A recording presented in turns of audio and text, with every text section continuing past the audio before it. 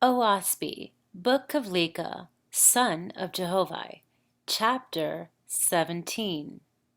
1. Wherein this history hath overlapped the running story. Hear ye how it was with Ahura and his kingdom, Varipishanaha, which Lika visited prior to the deliverance of the hells of Hada.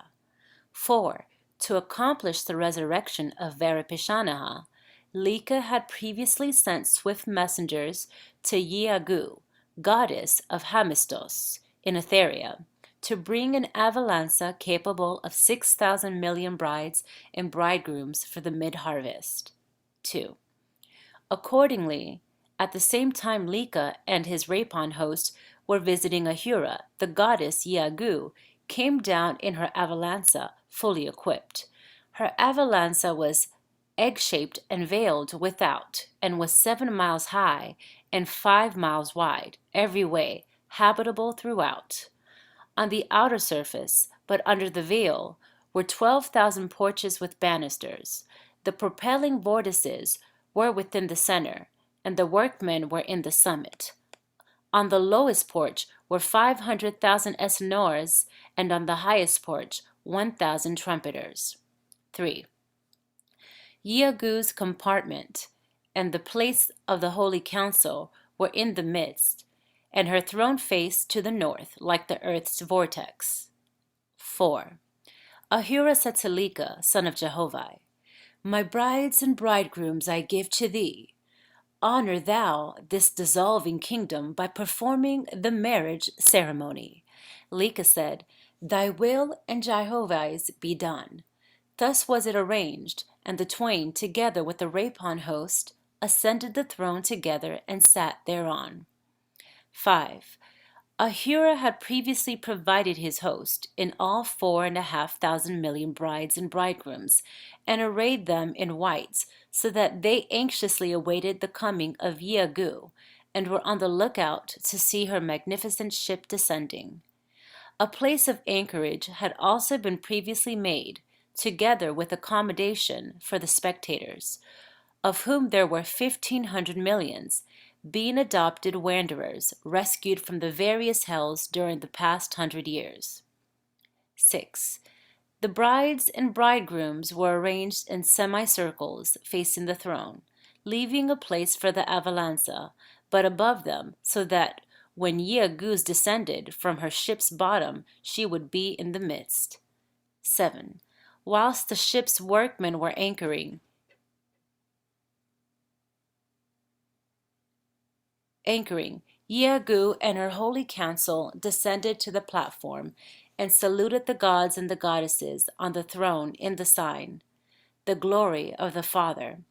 And Lika and the others answered under the sign, the abandonment of self. 8. Yeagu said, In Jehovah's name am I come to answer the call of his son, to deliver the emancipated sons and daughters. 9.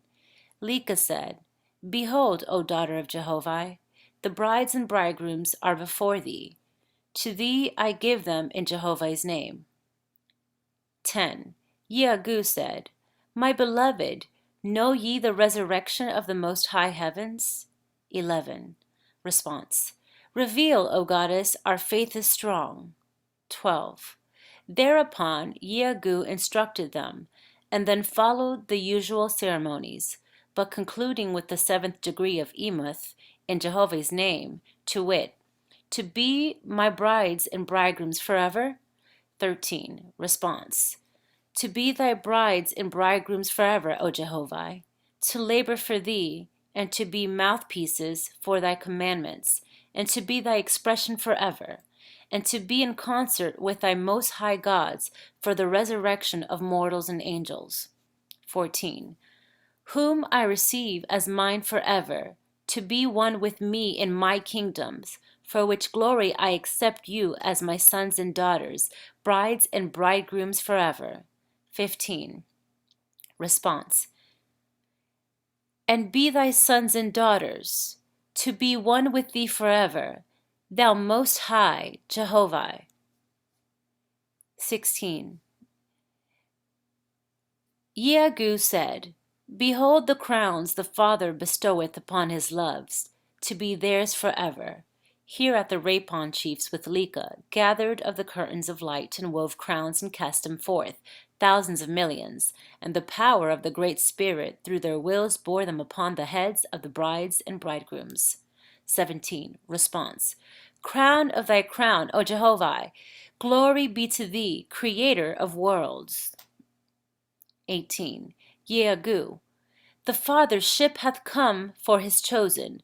Walk ye in and rejoice, for ye are his harvest. Gods and goddesses are waiting for you, as a woman waiteth for her firstborn. They will receive you with joy and love. Yea, they are crying out unto me, Daughter of Jehovah, why tarriest thou so long? 19.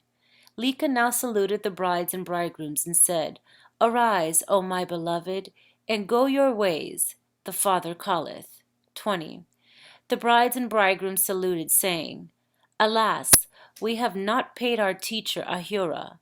And everyone plucked from the rays of Jehovah's light a flower of love, and cast it at Ahura's feet, saying, Most blessed of gods, love of my love, Jehovah be with thee. 21. Ahura responded not, only burst into tears. And now, whilst the brides and the bridegrooms were going into the ship, Yeagu came along from the platform, accompanied by the chief marshal and his staff, and these were followed by Yeagu's high council. The Rapon chiefs rose up and received them, and they all sat on Jehovah's throne in relaxation and fellowship. 22. Thus ended the ceremony. The music of the two spheres were commenced. Yeagu and her host embarked, and she gave the word, Arise! And lo, the great Avalanche started from its foundation amidst a universal shout of applause from the 4,000 millions.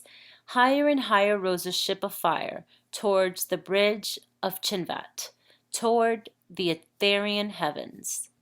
End of chapter 17.